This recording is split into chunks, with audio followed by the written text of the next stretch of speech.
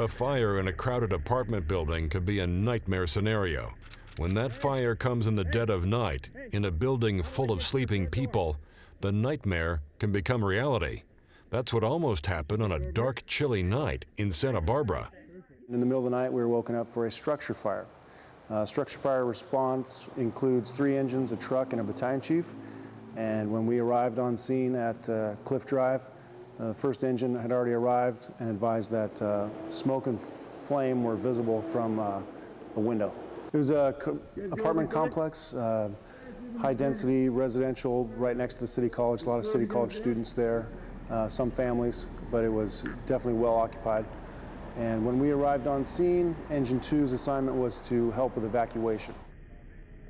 After donning their full protective gear, the crew from Engine 2 swarms into the building, climbing the stairs and knocking on doors, all in a race to clear the building before the fire has a chance to spread. We went to the fire floor, and we went to the floor above on the 3rd floor and started knocking on doors and assisting people evacuating out of their apartments. While most residents quickly obey the firefighters' instructions and scamper down and out of danger, one door remained closed. Firefighters worry that there might be people inside overcome with smoke. The decision is made to force entry and make sure the apartment is cleared out. We actually woke up 4 college-age kids that were sleeping and unaware of the fire and the impending danger. I walked into their room and said, "Hey, there's a fire, you need to get up." And the first guy, he pretty much freaked out.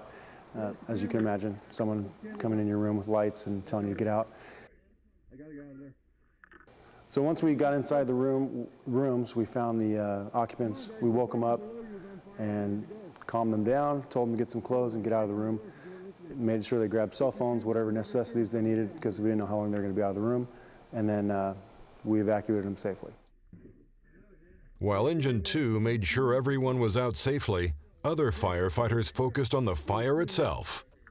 The fire actually did start in the kitchen. I'm not sure the exact cause, but when Engine 6 pulled up, Captain Bryant, first arriving captain, did advise that fire and smoke and fire were visible from the window.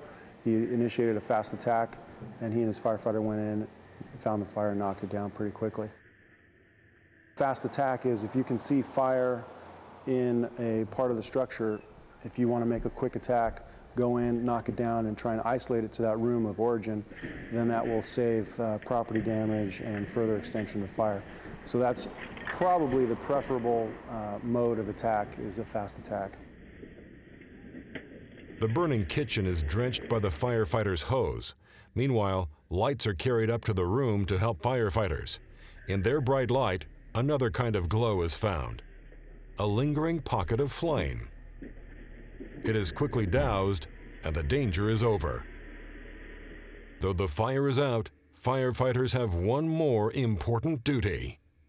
When they get the fire stopped and handled, then another crew comes in and will do a secondary search, a more thorough search, and make sure that there's, looking behind couches, under beds and closets, what have you, so that no one is left behind. This incident ended without injury to anyone, but firefighters know that the outcome could have been tragic for one simple reason. In this case, the fire on Cliff Drive we were very lucky that no one was injured because there were no smoke detectors that were working in the structure at the time.